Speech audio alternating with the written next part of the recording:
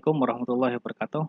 Teman-teman yang berbahagia, hari ini kita belajar ya tentang materi analisis diskriminan. Jadi materi analisis diskriminan ini merupakan materi dari mata kuliah data mining. Oke, referensi apa yang bisa teman-teman gunakan di dalam analisis diskriminan? Jadi ada banyak buku yang bisa teman-teman gunakan. Salah satunya buku tentang multivariate data analysis. Jadi di sini sebetulnya ada banyak, dalam buku ini ada banyak materi-materi tentang multivariate data analysis karangan Hare, dan yang akan kita pelajari hanya multiple discriminant analysis. Jadi kalau buku ini secara umum, ini materinya mulai dari multivariate methods, regresi, ya faktor analisis, kemudian logistic regression, conjoint analysis, cluster analysis, multidimensional scaling, kemudian ada banyak ya, structural equation modeling, CFA, dan testing structural equation modeling. Nah, jadi di sini ada banyak materi yang bisa kita pelajari. Nah, meskipun pada mata kuliah data mining yang akan kita pelajari di dalam buku ini itu ini ya, multiple regression analysis kemarin sudah, kemudian discriminant analysis yang akan kita pelajari sekarang, kemudian ada nanti cluster analysis. Nah, teman-teman, jadi ini overview ya. Jadi ya metode membuat model dalam data itu ada banyak sekali metode yang bisa kita gunakan. Jadi kalau ini flowchart secara umum ya, flowchart secara umum tentang model-model analisis yang bisa kita gunakan, yang ada hubungannya tentang independent variable, dependent variable. Nah, jadi di sini kalau teman-teman lihat ini saya kutip di dalam buku tadi ya, di buku multivariate. Ini adalah di tabel 2 ya, the relationship between multivariate dependent methods. Jadi ada banyak metode, ada canonical correlation, ada multivariate analysis of variant, ada analysis of variant in ANOVA.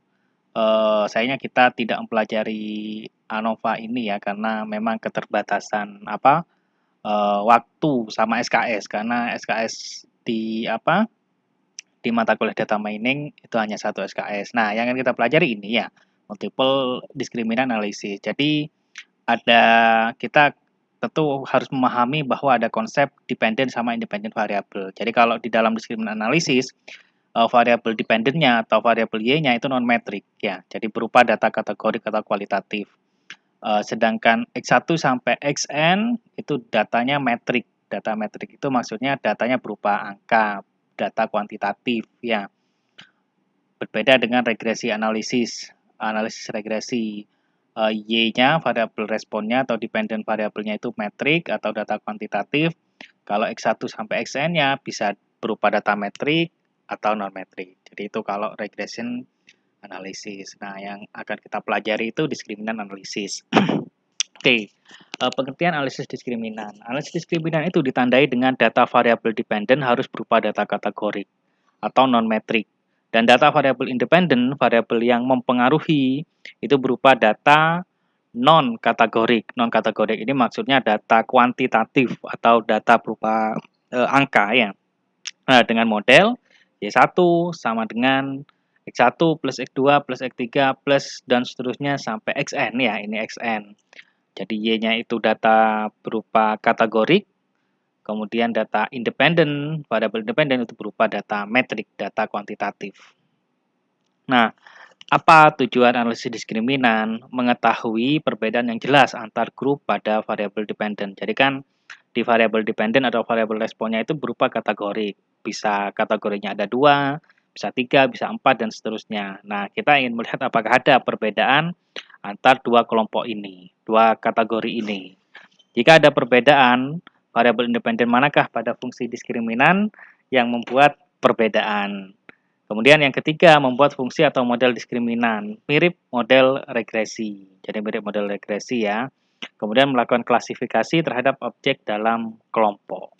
Nah, jadi ini teman-teman tujuan dari analisis diskriminan. Nah, tentu di dalam analisis diskriminan ada asumsi yang harus dipenuhi. Apa saja itu? Pertama, sejumlah B variabel prediktor berdistribusi normal. Matrik varian kovarian, variabel prediktor harus sama. Tidak terjadi multikolinearitas atau hubungan yang erat antar variabel independen.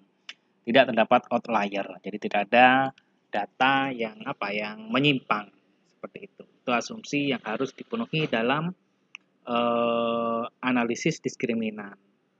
Nah, analisis diskriminan itu mengklasifikasikan suatu objek atau suatu individu, di mana di sini ada dua variabel utama. Pertama itu variabel respon, kemudian yang kedua adalah variabel prediktor. Variabel respon ini disebut juga variabel dependent. Itu berupa apa?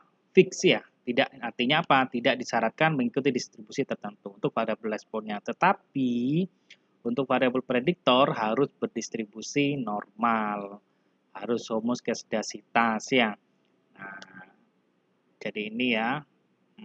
Nah, kemudian bagaimana kita menyusun data, struktur datanya seperti apa? Jadi untuk jadikan analisis diskriminan ini untuk mengklasifikasikan suatu individu ya, mengklasifikasikan suatu objek.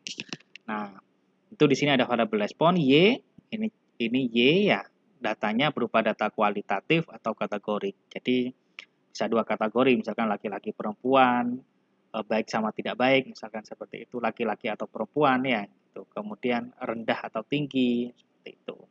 Variabel prediktor X1, X2 sampai XP. Jadi jumlahnya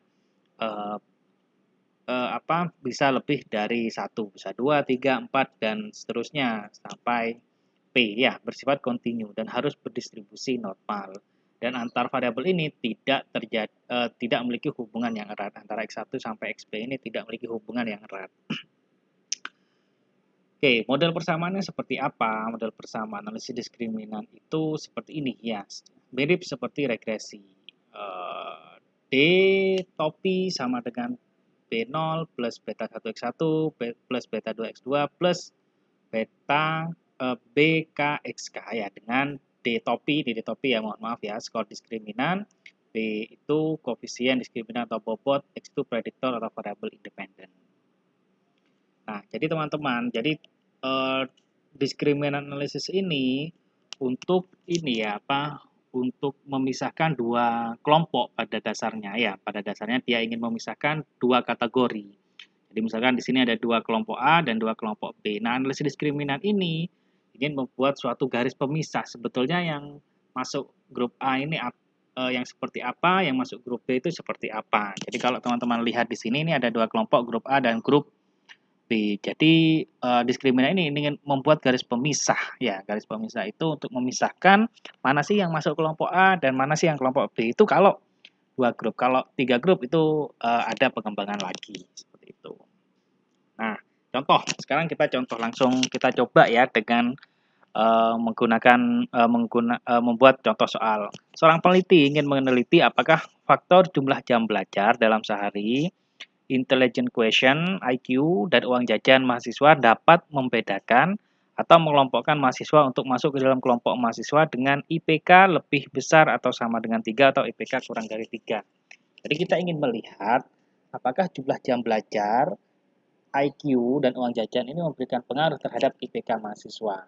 Nah, itu berarti variabel independennya itu adalah jumlah jam belajar dalam sehari, IQ, dan uang jajan. Sedangkan variabel respon, variabel yang dipengaruhi, itu adalah IPK ya. Nah, IPK-nya dibagi dua kelompok dalam hal ini. IPK lebih besar atau sama dengan 3, atau IPK kurang dari 3. Nah, untuk menjawab itu semua, kita melakukan analisis diskriminan. Ya, kita punya data. Kita gunakan SPSS sekarang. Kita lihat. Oke, ini data soalnya ya. Ini soalnya. Nah, SPSS kita gunakan software SPSS. Nah, jadi ini datanya, teman-teman. Jadi ini adalah datanya. Data ini bisa kita gunakan ya, bisa kita gunakan. Jadi misalkan di sini ada 30 data. Nah, Di sini ada IPK, jam, IQ, usia. Nah, di SPSS itu ada data view, ini ya, variable view untuk melihat data. Nah, kita lihat di sini IPK karena dia kategorik, maka kita buat di sini ya. Nah, IPK itu, jadi kalau teman-teman menuliskan, jadi misalkan, oke kita hapus aja ya. Oke, oke kita hapus dulu. Nah, jadi kita kategorikan 0 itu untuk apa? Untuk IPK. Oke, sebentar. Tadi itu bagaimana? Oke, kita cancel dulu. Kita lihat IPK kurang dari 3 itu 0 ya. Oke, kita remove aja ya. IPK 0 berarti untuk IPK kurang dari 3 ya.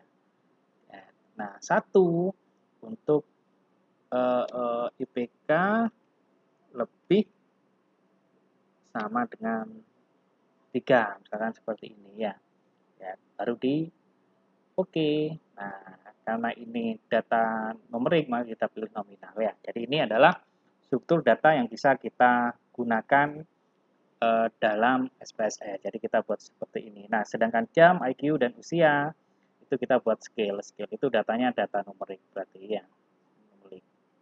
Oke, jadi seperti ini struktur data untuk analisis diskriminan.